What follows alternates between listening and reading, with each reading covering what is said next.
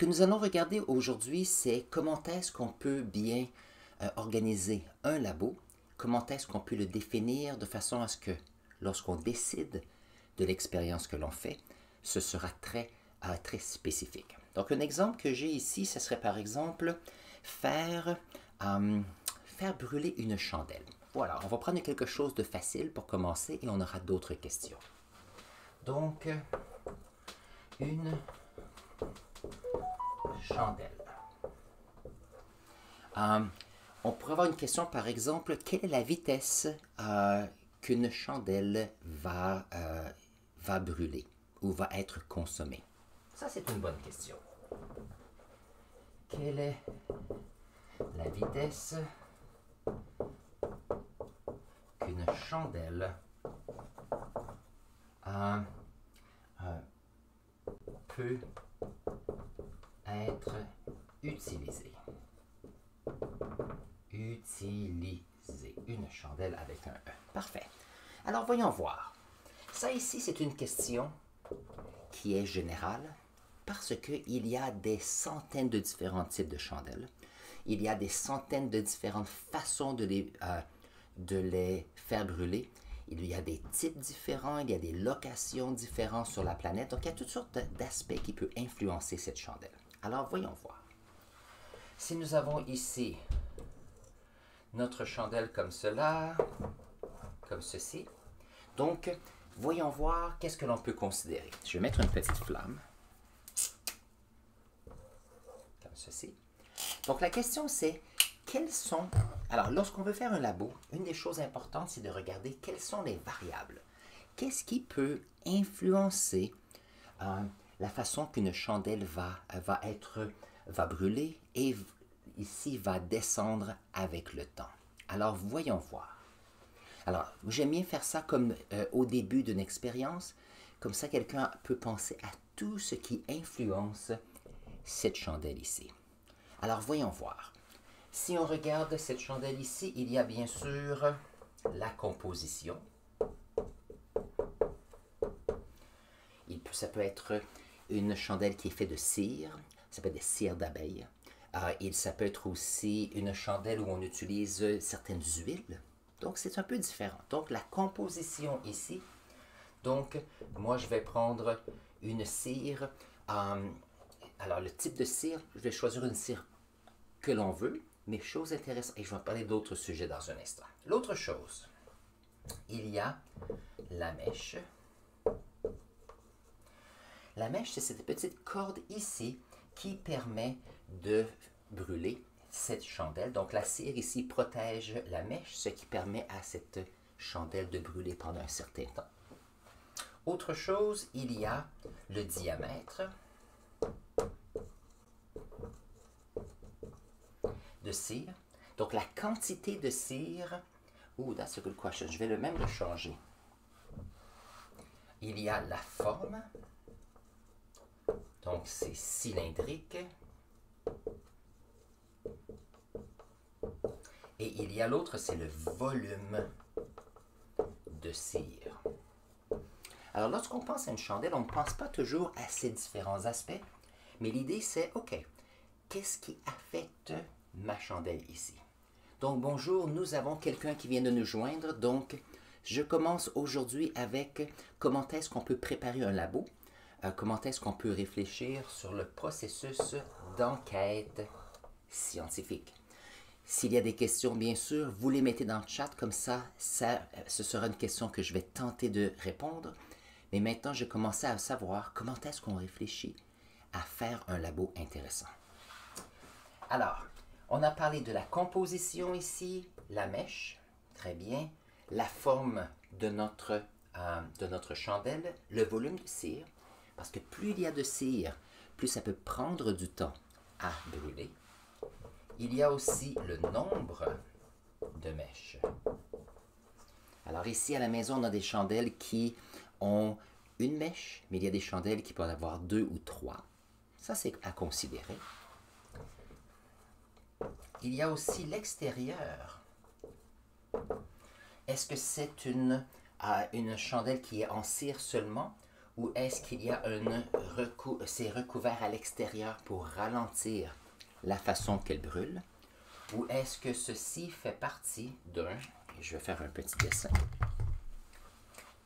est-ce que ceci fait partie d'un contenant qui est plus grand comme ceci?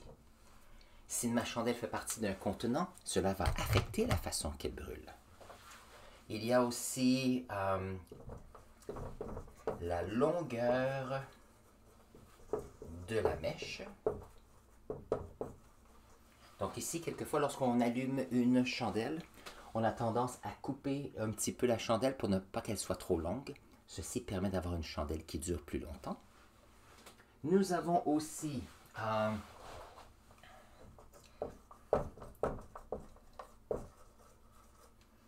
l'atmosphère et vent. Donc, est-ce que l'atmosphère dans laquelle notre bougie ou notre chandelle est-ce que il y a de l'oxygène? Parce que notre chandelle a besoin d'oxygène. Et est-ce qu'il y a du vent peut-être? S'il y a du vent, il y a un déplacement de gaz ici. Et ça veut dire qu'il y a une augmentation de la quantité d'oxygène qui peut arriver.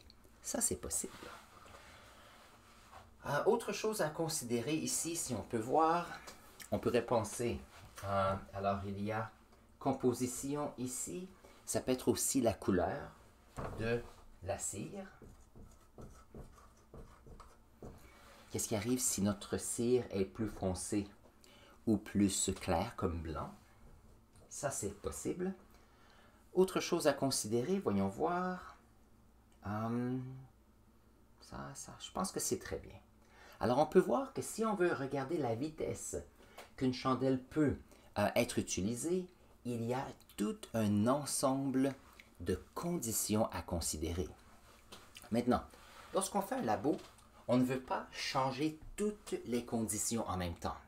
On veut choisir certaines conditions qu'on veut avoir spécifiquement. On veut avoir une variable que l'on veut rechercher, des données qu'on veut chercher, et il y a quelque chose qu'on veut changer un petit peu juste pour perfectionner ce que l'on fait. Alors, voyons voir. Moi, par exemple, si je veux faire un labo, je peux décider facilement de faire certaines choses. Voilà, je pourrais décider d'avoir des chandelles avec une mèche, ou 2, ou 3, ou 4, ou 5. Donc, le fait d'augmenter le nombre de mèches va affecter la vitesse qu'une chandelle peut être utilisée. Le volume de cire aussi. Donc, si j'ai une chandelle qui est cylindrique, changer le diamètre de notre chandelle, changer la longueur de notre chandelle peut affecter notre version finale. On a aussi la composition.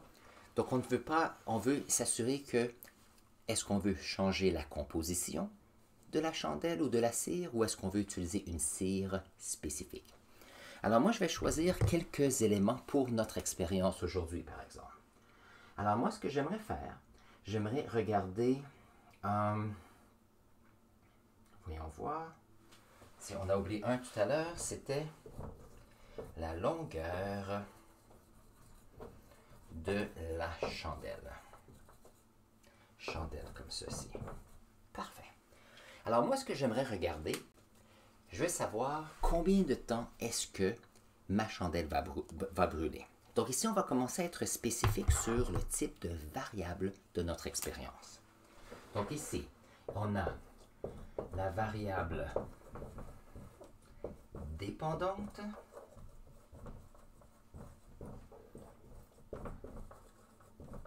la variable indépendante, comme ceci, comme ceci.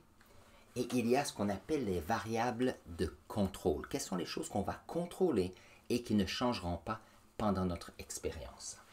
Alors moi, ce que je vais faire, c'est que j'aimerais utiliser une cire spécifique. Donc, j'aimerais utiliser une cire d'abeille.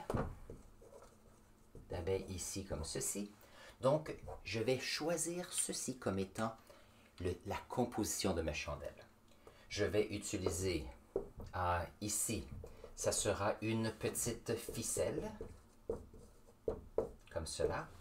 Ça, c'est contrôlé. La forme cylindrique, ce sera ici. Notre forme, ce sera par exemple 3 cm de diamètre, comme ceci, et ce sera réglé. Le volume de cire, le volume sera en forme de la longueur de la chandelle, donc ceci sera inclus dans ce que j'aimerais mesurer. Nous avons le nombre de mèches, donc ici, j'aimerais avoir une mèche pour la chandelle. L'extérieur, il n'y a rien, c'est seulement une chandelle de cire. Donc, je vais enlever le contenant ici, qu'on a mentionné tout à l'heure, comme cela. L'extérieur ici, la longueur de la mèche. Donc ici, j'aimerais commencer la longueur de la mèche peut-être avec, je ne sais pas, 0,7 cm. La longueur de la chandelle ici, moi j'aimerais avoir différentes longueurs de chandelle pour voir le temps que ça prend. Donc ici, c'est quelque chose que l'on va considérer.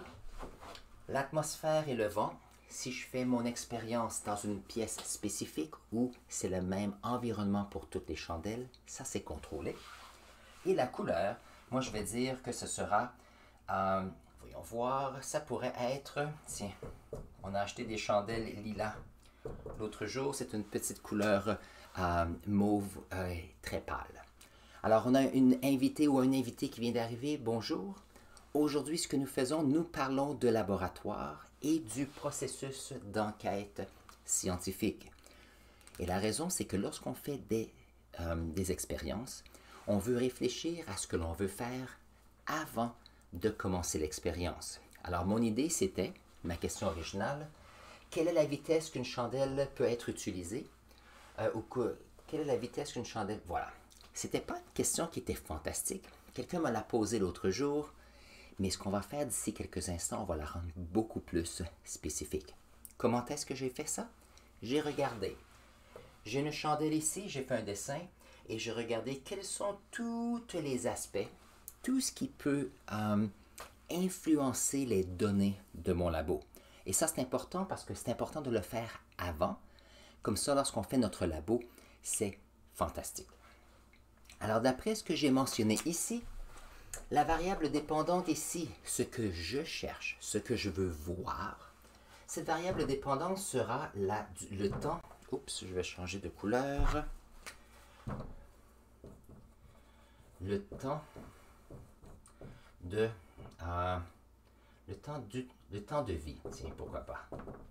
Comme si la chandelle avait une petite vie.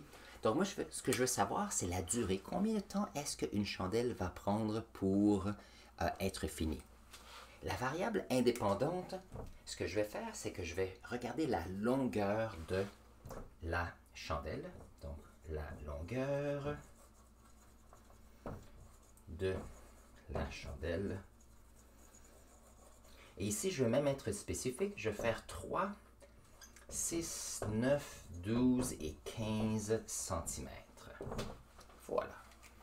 Donc ça, c'est intéressant. On a commencé à mettre des détails sur ce que l'on pense sur notre chandelle qui brûle. Donc, première chose importante, j'ai décidé ce que je vais mesurer.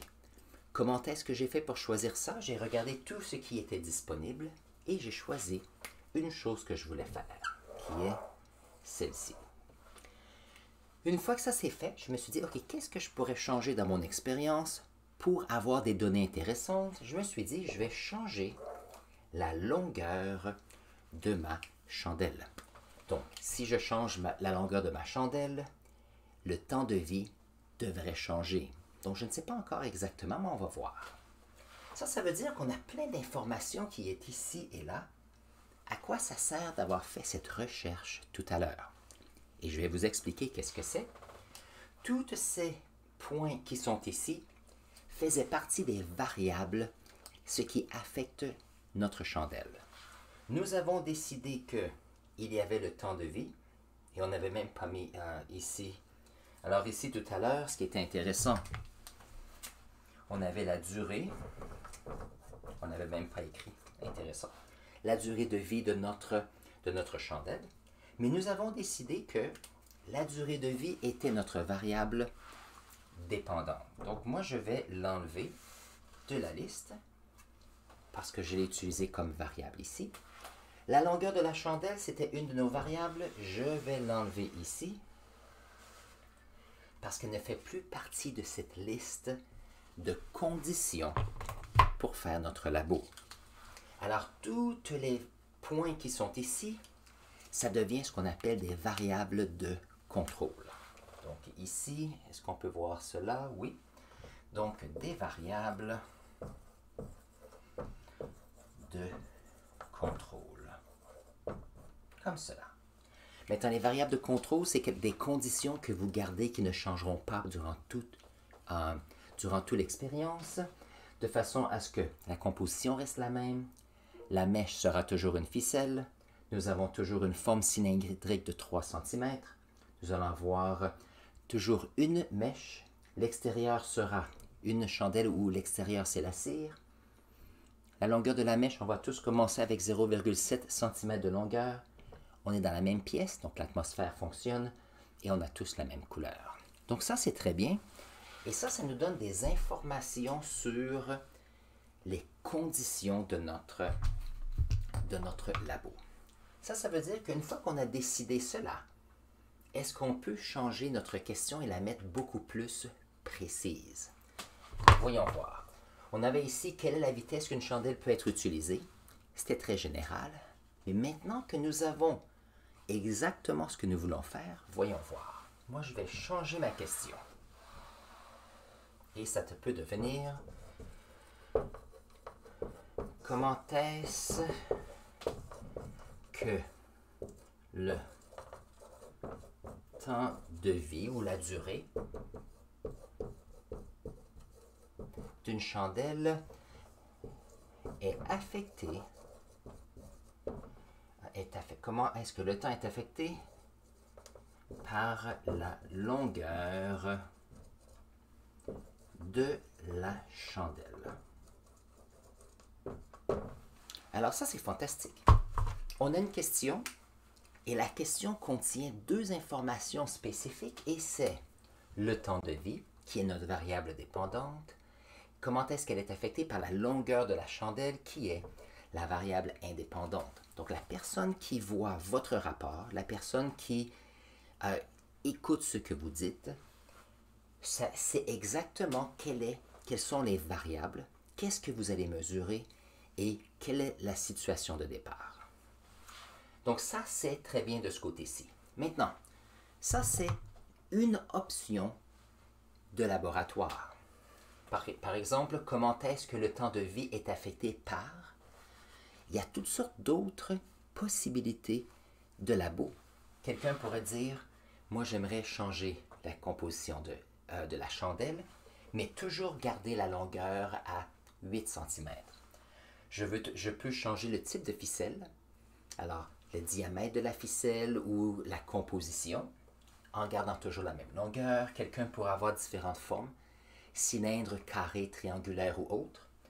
Quelqu'un pourrait avoir différents types de mèches. On a tous un cylindre, par exemple, de 3 cm de diamètre, mais il y a 1, 2, 3, 4 et 5 mèches, possiblement. On peut avoir un recouvrement à l'extérieur d'un produit quelconque.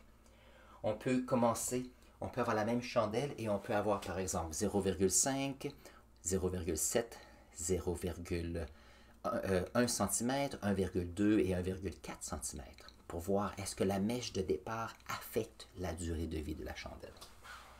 Quelqu'un pourrait dire, je vais le mettre à différents endroits, ou même quelqu'un pourrait dire, j'ai le même type de chandelle, j'aimerais savoir est-ce que la couleur affecte le temps. Ce sont tous des questions qui sont raisonnables, et puisqu'elles sont raisonnables, cela veut dire que le fait de faire la liste de toutes les variables, ce qu'on a fait tout à l'heure, cela nous permet de réfléchir à un potentiel de dizaines et de dizaines de laboratoires possibles. Nous avons choisi celle-ci, mais si nous avions le temps, le budget, nous pourrions avoir d'autres labos. Maintenant, ça ici, je vais dire un exemple. Si on fait la recherche sur le cancer, OK, on fait de la recherche sur le cancer, alors comment est-ce qu'on guérit le cancer? OK, c'est très très générique.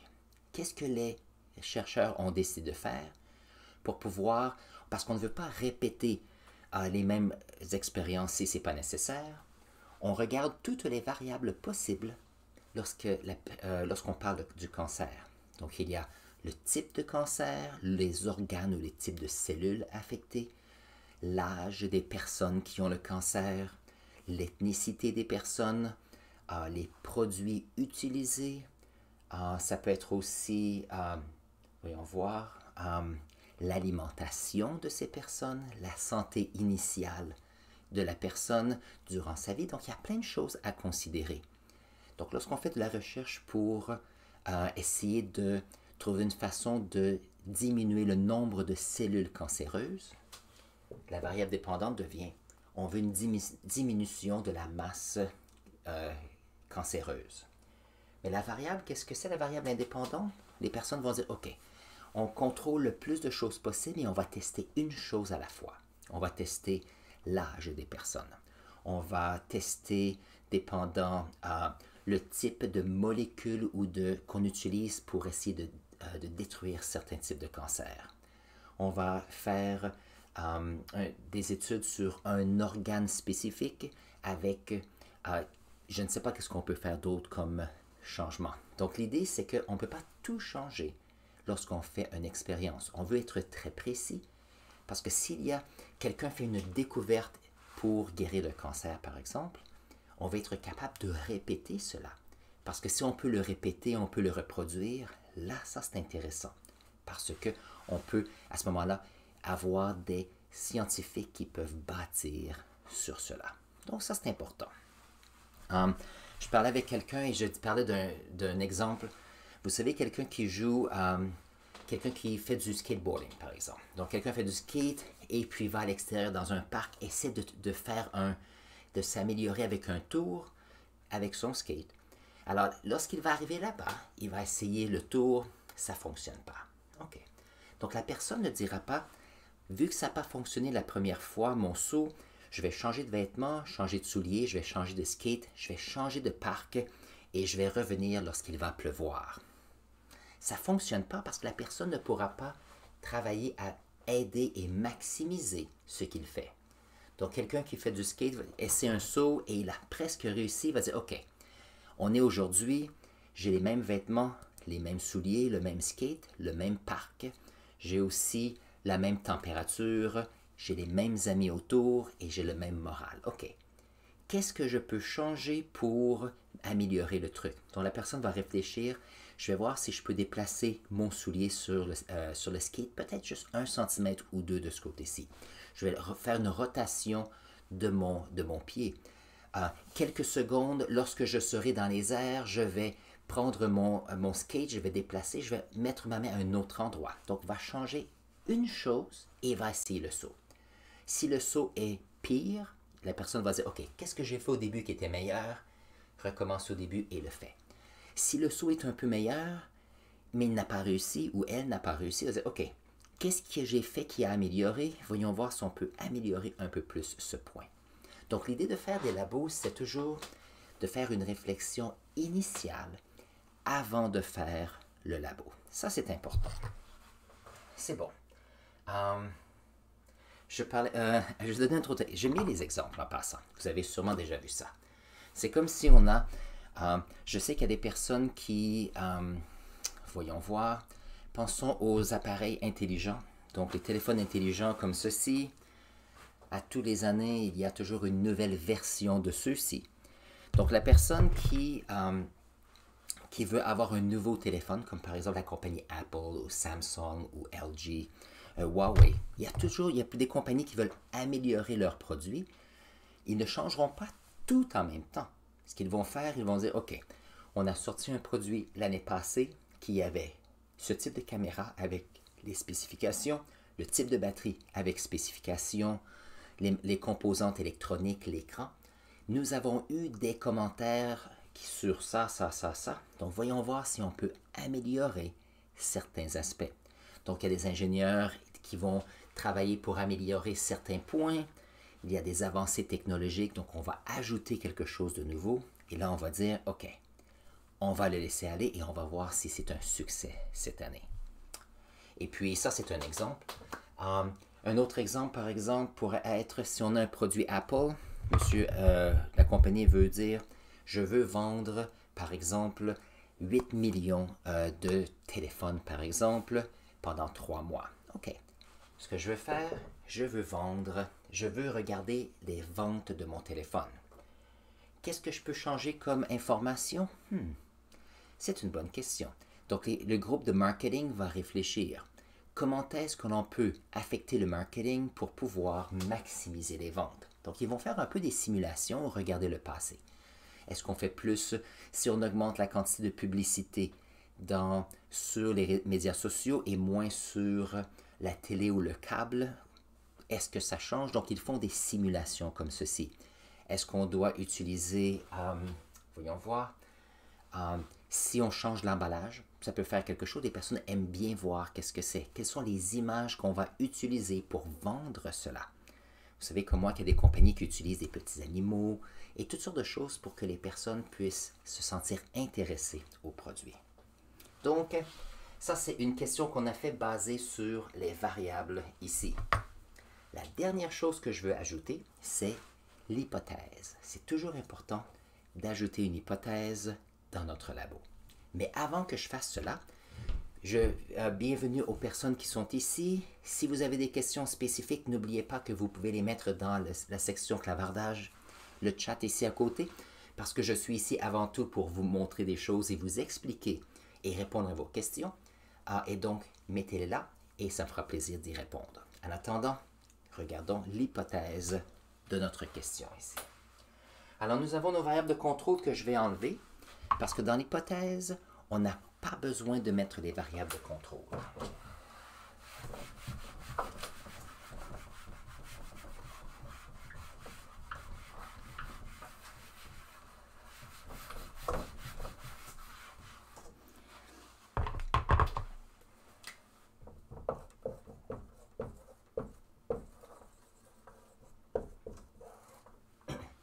OK.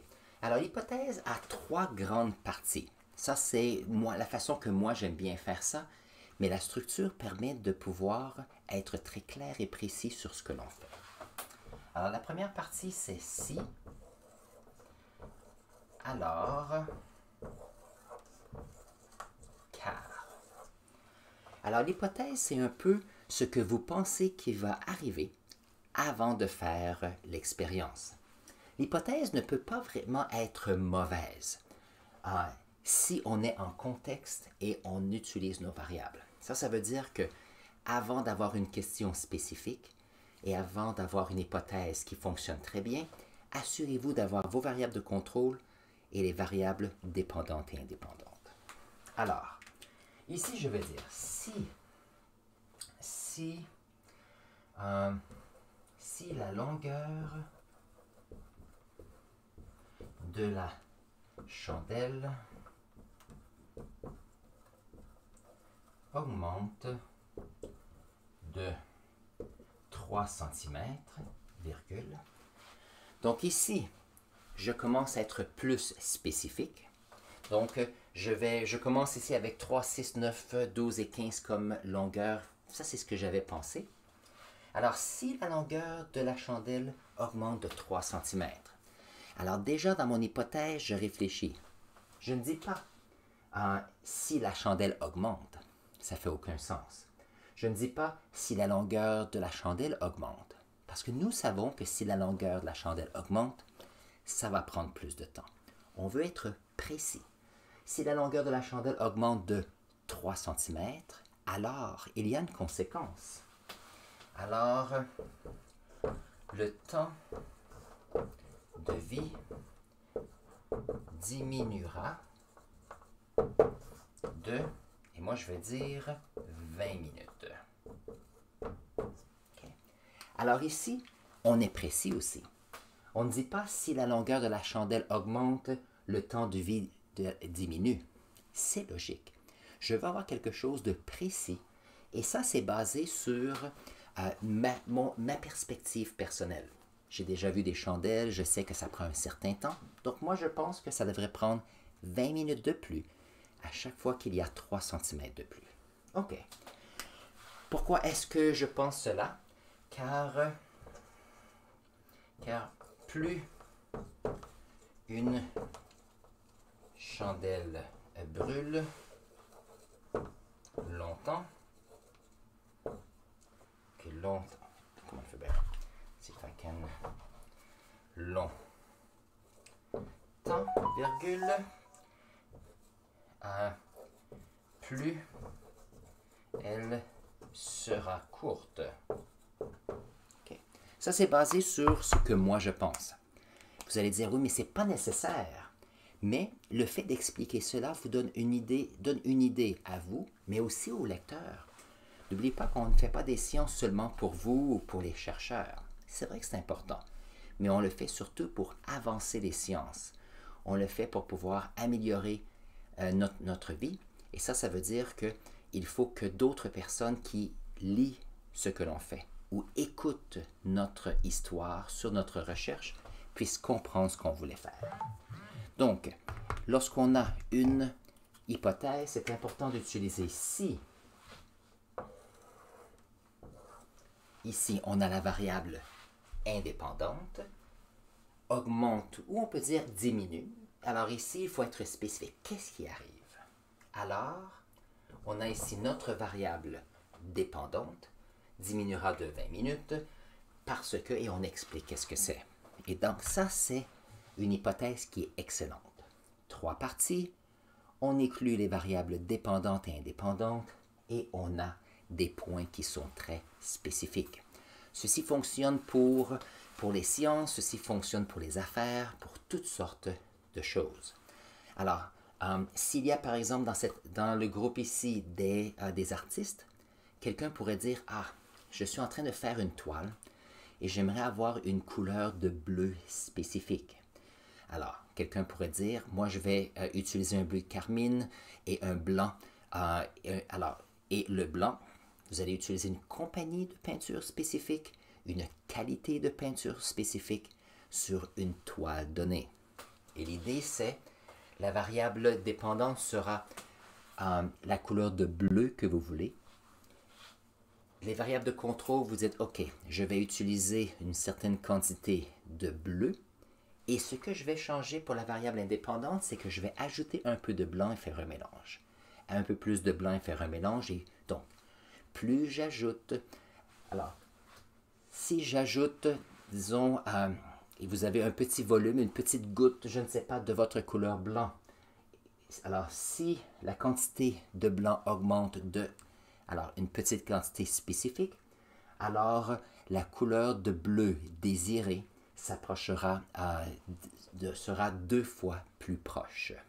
Et donc ça, c'est un test que les artistes font. Les artistes ne pensent pas au processus d'enquête scientifique. Par contre, ils le font instinctivement pour pouvoir trouver la couleur qu'ils veulent. Alors ici, on a chiffre alphabet, bonjour. Nous avons, quelle est la différence entre la masse volumique et la solubilité? Excellente question. Donc, on vient justement de finir le sujet ici et je vais répondre à ta question maintenant. Bien sûr, s'il y a des questions sur ceci, vous pouvez les mettre dans le chat, ça me fera plaisir de vous aider. Donc, on a quelques personnes aujourd'hui qui sont arrivées, ça me fait plaisir de vous voir. J'ai la question de chiffre alphabet que je vais répondre. N'oubliez pas que si vous avez une question, mettez-les dans le chat, je suis ici pour répondre à vos questions, pour vous aider dans vos classes, mais aussi vos connaissances personnelles. Très bien. Voyons voir. Alors, chiffre alphabet, j'espère que ça va bien aujourd'hui. Tu es en après-midi en Europe. Donc, voyons voir.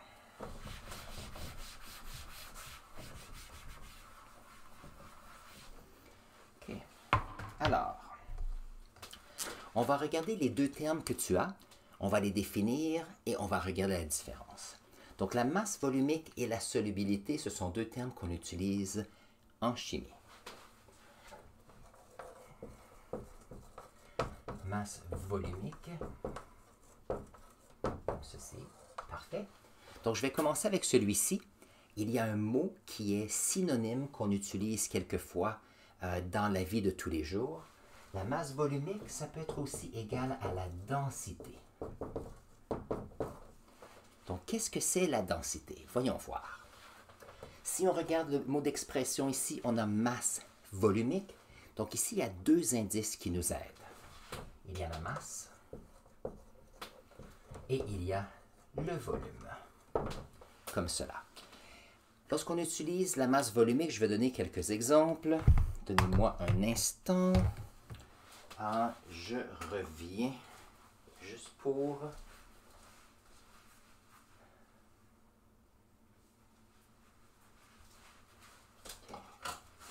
Ok, ça c'est un exemple. J'ai deux bouteilles ici de nettoyeur pour mon tableau blanc. Celui-ci, tu peux voir, il est presque vide, le niveau est ici. Et celui-ci, il est nouveau, le niveau est à peu près ici, dans la bouteille. C'est presque la même bouteille. La quantité d'eau ou de liquide à l'intérieur est différente. Ça veut dire que celle-ci a une masse plus grande que celle-là. Pourquoi est-ce que ceci a une masse plus grande? C'est qu'il y a plus de liquide à l'intérieur, donc je peux le sentir ici. Celle-ci est plus, c'est plus léger. Pourquoi? Parce qu'il y a moins de liquide. Chose intéressante, nous avons des bouteilles qui sont presque identiques, donc les volumes des bouteilles sont similaires, mais les masses sont différentes. Donc, ça c'est comme un peu pour commencer. On a le même volume extérieur ici, mais les masses sont différentes. Donc ici, on a une masse volumique qui est différente ici. Si nous prenons par exemple ceci, qui est une petite brosse qui est faite de styrofoam, c'est pas très pesant. Par contre, on va voir si je peux. Par exemple, si je prends ici un échantillon que j'ai, c'est un échantillon que j'avais lorsque j'étais géologue, je garde comme souvenir, le volume est très similaire, mais la masse est différente. Ça, c'est pas très pesant. C'est du styrofoam. Ça, c'est une roche. Même le son est différent.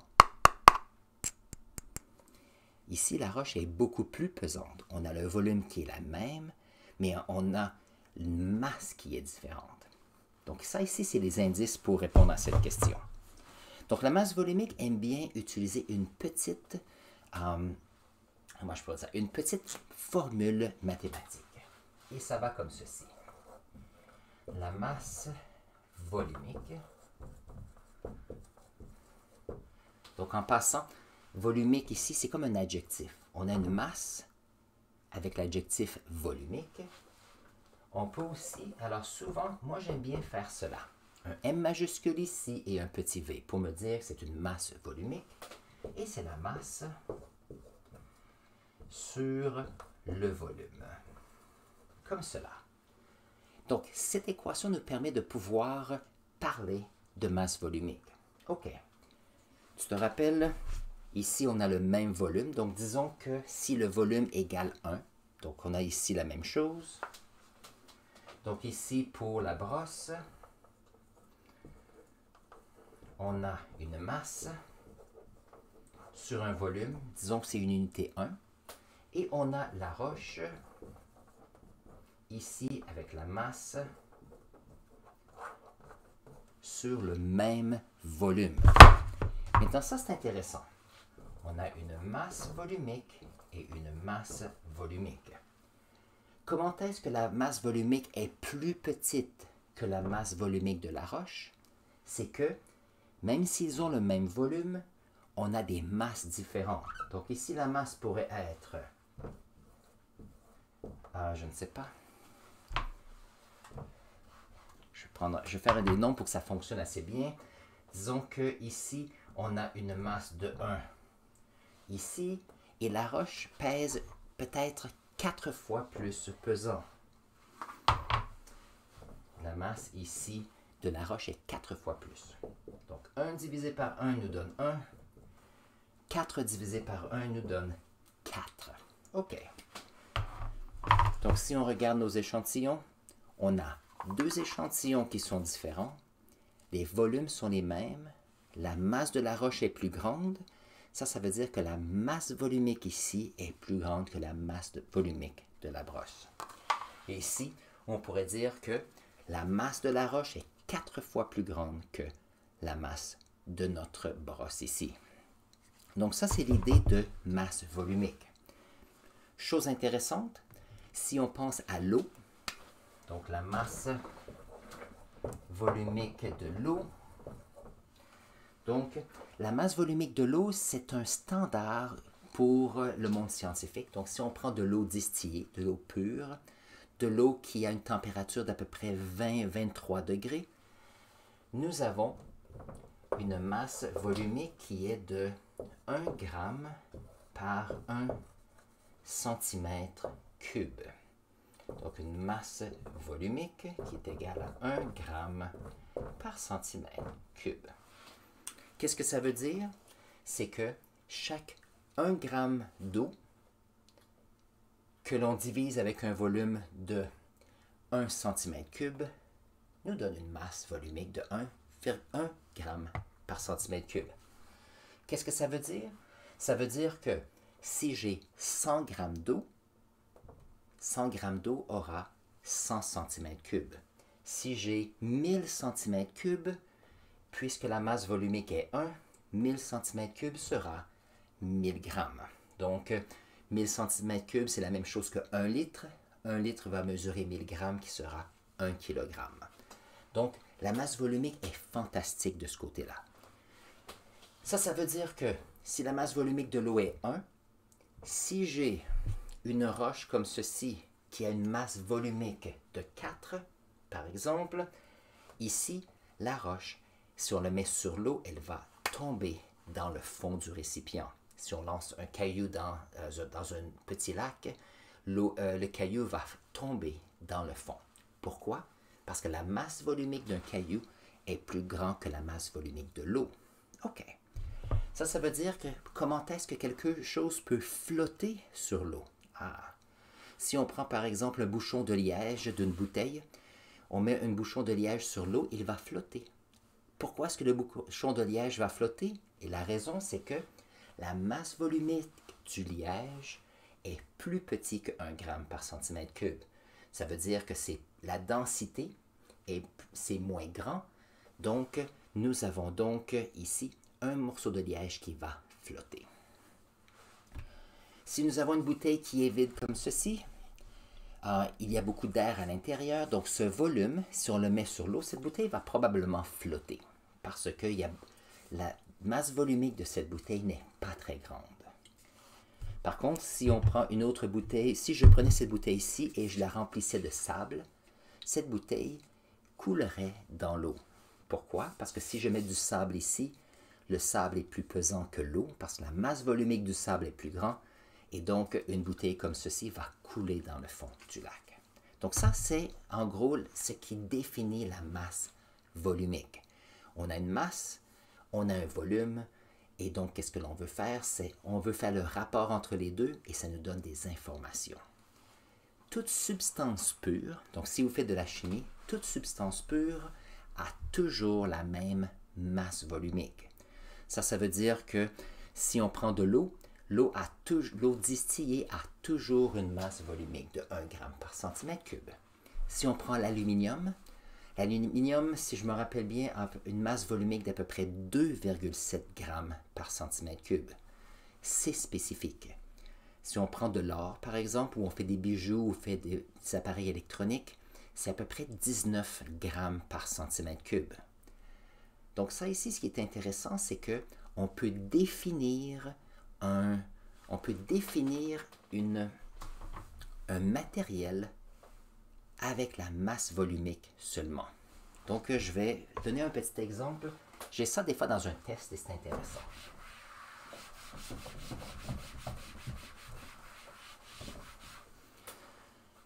Alors, voyons voir. On a une statuette. Une statuette ici et c'est de l'art moderne. On dit que ceci est fait de métal, mais on ne sait pas si c'est fait d'aluminium ou de cuivre. Chose intéressante, cette œuvre d'art a été recouverte d'une substance pour, pas nécessairement protéger l'intérieur. Si c'est l'aluminium, il y a eu une oxydation, quelqu'un l'a peut-être mis une petite peinture par-dessus ou un émail, c'est possible. La question c'est, si moi je veux savoir si c'est de l'aluminium ou du cuivre, comment est-ce que moi je peux savoir qu'est-ce que c'est? Si c'est une œuvre d'art, je ne prendrai pas un marteau pour le casser ou je ne prendrai pas un outil pour égratigner, pour détruire l'œuvre d'art. Donc ce que je vais faire, je vais regarder la masse volumique. Donc je vais prendre un contenant comme ceci. Je vais mettre de l'eau, peut-être de l'eau jusqu'ici, comme cela. Et ce que je vais faire, c'est que je vais mettre ma statuette ici. Mais puisque je mets la statuette ici, le volume d'eau va augmenter. Comme ceci. Et je peux trouver facilement le volume de métal utilisé. Donc ça, c'est intéressant. J'ai un volume. Autre chose utile, si j'ai une œuvre d'art ici, est-ce que je peux trouver la masse facilement? Bien sûr. On peut le mettre sur une balance électronique ou une balance et on peut réaliser que celle-ci, elle est faite de... Elle mesure, je ne sais pas, à 270 grammes comme ceci. OK. On a une masse. Le volume, pour que ça fonctionne bien, je vais dire le volume était de 100 cm3. Donc, je peux utiliser des nombres empiriques. Je peux utiliser le matériel de labo pour mesurer le volume, mesurer la masse. Donc, si moi je fais la masse volumique qui est 270 grammes sur 100 cm3, n'oubliez pas que en science, parce que l'eau est intéressant, 100 cm3, c'est la même chose que 100 millilitres. Donc, les millilitres, on peut les voir facilement. Donc, si j'ai 1 millilitre, 1 cm3. 2 millilitres, 2 cm3. Et lorsque je fais ma division, j'ai 2,7 grammes par centimètre cube. Chose intéressante, la masse volumique de l'aluminium est 2,7 grammes par centimètre cube. Je ne sais pas celle du cuivre. Donnez-moi un instant, on va regarder ça ensemble. Je pense que ça vaut la peine de vérifier. Donc, masse volumique du cuivre, c'est... Alors, pour l'aluminium, c'est 2,7 grammes par centimètre cube. Et pour le cuivre, c'est 8,96. Donc, si on était pour prendre le même volume de cuivre et d'aluminium, l'aluminium est beaucoup plus léger. Donc, sachant cette information et les données que je viens d'avoir, je viens de confirmer que cette œuvre d'art est faite d'aluminium. Pourquoi? Si j'ai utilisé la propriété qui est la masse volumique, qui est toujours la même pour une substance pure. Ça, c'est la première partie. La solubilité maintenant. Très bien. Tiens, je vais utiliser ça pour commencer. Si nous avons notre statuette dans l'eau ici, est-ce que cette statuette va se dissoudre? Est-ce que les particules vont se dissoudre dans l'eau pour disparaître?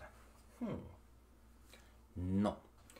Parce qu'un métal comme l'aluminium ou le cuivre, c'est ce qu'on dit, sont insolubles. Lorsqu'une matière est insoluble, cette matière ne se dissout pas dans l'eau. Donc, si je prends le marqueur ici, je le mets dans l'eau, demain sera encore le marqueur. Si je prends ma roche qui est ici, demain, ce sera encore de la roche. Le plastique, il y a du plastique dans les océans et ça prend très longtemps pour se désagréger parce que le plastique, c'est pas qu'il n'est pas soluble, c'est qu'il est insoluble à court terme, mais ça prend des décennies et des siècles à se dissoudre complètement. C'est surtout attaqué par le sel dans les océans. OK. Donc, on veut savoir qu'est-ce que c'est la solubilité. On a vu le contraire, qui est l'insolubilité. Maintenant, parlons de la question ici de chiffre alphabet spécifiquement.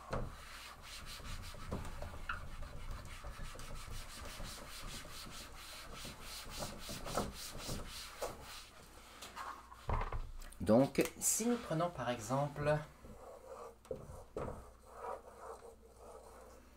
un contenant et que nous mettons de l'eau à l'intérieur,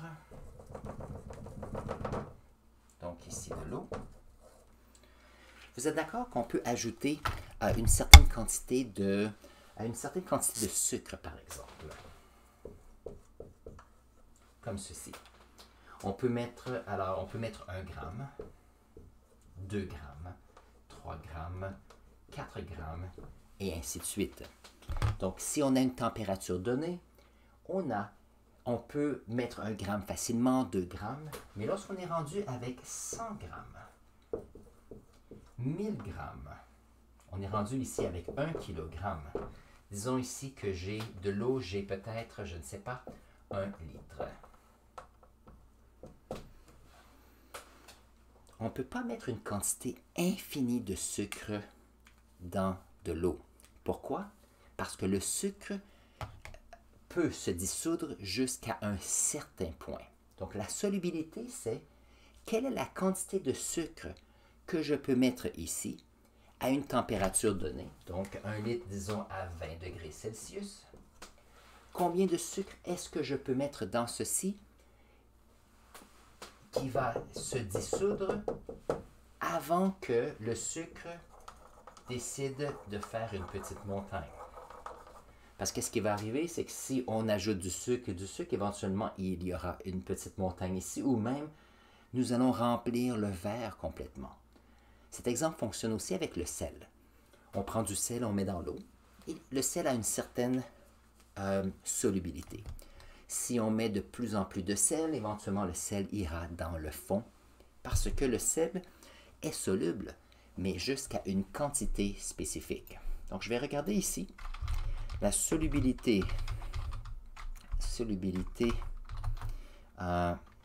salt in... Je n'ai pas mon clavier français, donc voyons voir.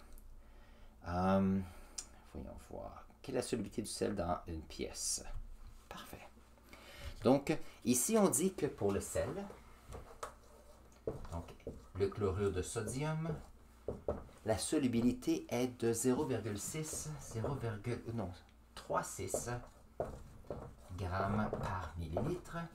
Et si on multiplie par 1000, 1, 2, 3, 1, 2, 3, ça veut dire 1, 2, 3, 360 grammes par litre. Donc ça, c'est la quantité maximale de sel que l'on peut dissoudre à une température donnée. Voyons voir si on donne la température ici. Non, on ne donne pas la température ici. C'est probablement, habituellement, c'est dans le coin de 20 degrés. Alors ici, plus ou moins 20 degrés Celsius. Très bien. Faisons la même chose pour le sucre maintenant. Ça, c'est intéressant.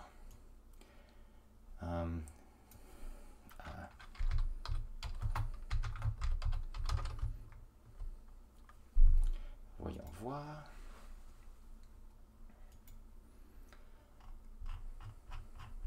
Je ne sais pas si on peut le trouver. Non, ça c'est juste un petit labo. Voyons voir. Température à 20 degrés. Ici, grammes de sucrose.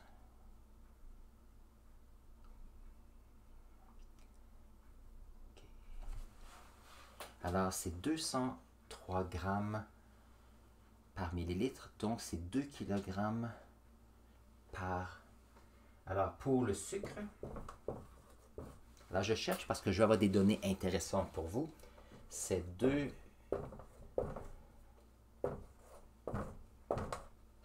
Donc, à 20 degrés Celsius, on peut avoir jusqu'à 2 kg de sucre par litre.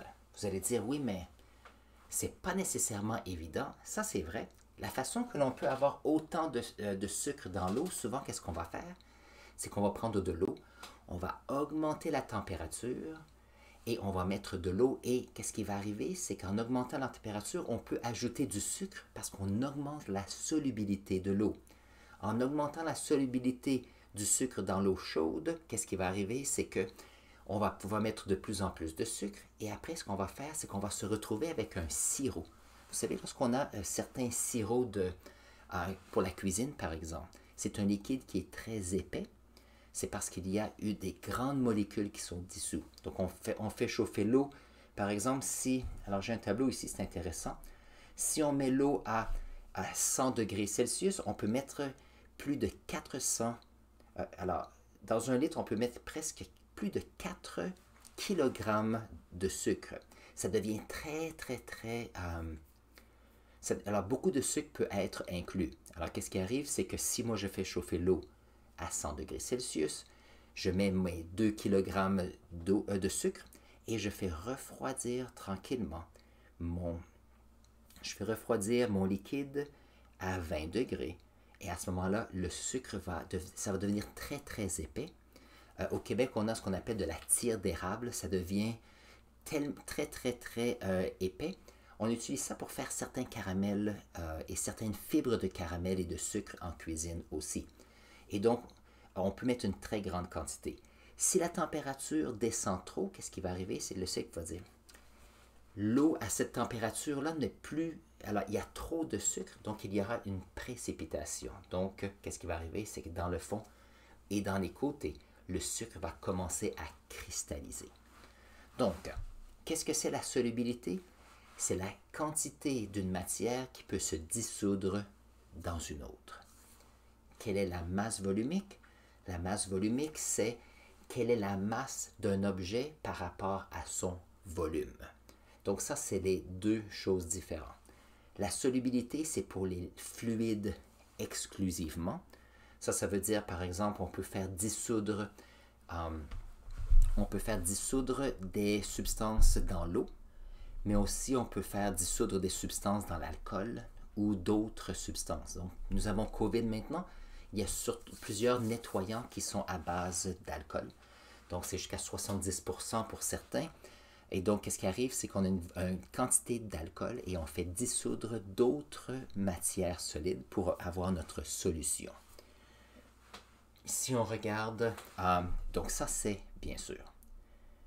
Voilà. Donc, j'espère que ça répond à ta question. Je pense que c'est une excellente question. Ce sont des questions on appelle ceux-ci voyons voir. Premièrement, on a des nombres spécifiques. Donc, la masse volumique est spécifique pour les substances pures et la solubilité, elle est spécifique aussi pour des substances spécifiques dissous dans d'autres substances spécifiques. Donc, on appelle ça on peut obtenir des données quantitatives. Donc, ça, c'est important. On appelle ça aussi des propriétés physiques. C'est parce que la masse volumique, que l'on a un petit morceau avec un petit volume et petite masse, ou gros volume et grosse masse, ça ne change pas le type de matière que nous avons. La solubilité, c'est la même chose. Si je mets du sel dans l'eau, c'est toujours de l'eau et du sel. Si je fais évaporer l'eau, je me retrouve encore avec le sel. Donc l'idée, ce sont des propriétés physiques. Donc ce n'est pas chimique, des propriétés physiques, mais des données que l'on peut obtenir, des données quantitatives parce qu'il y a des nombres spécifiques. Donc si vous allez sur Internet, comme j'ai fait tout à l'heure, on peut trouver des données spécifiques sur la masse volumique et des données spécifiques sur la solubilité. Donc ça, je pense que ça serait une bonne réponse pour cette question. Alors sur ce, il est déjà 11 heures. Ça m'a fait plaisir de discuter avec vous. Nous avons maintenant 3 personnes. Donc s'il arrive que je n'ai pas répondu à votre question, n'hésitez pas de le mettre dans la section clavardage en bas. Moi, je vais regarder vos commentaires et je vais utiliser les questions que je n'ai pas pu répondre aujourd'hui dans la session de la semaine prochaine. Donc ça m'a fait plaisir de vous voir aujourd'hui et passez une excellente semaine. Merci beaucoup, Chiffre Alphabet, pour ta question. J'apprécie beaucoup aujourd'hui. Alors, au revoir.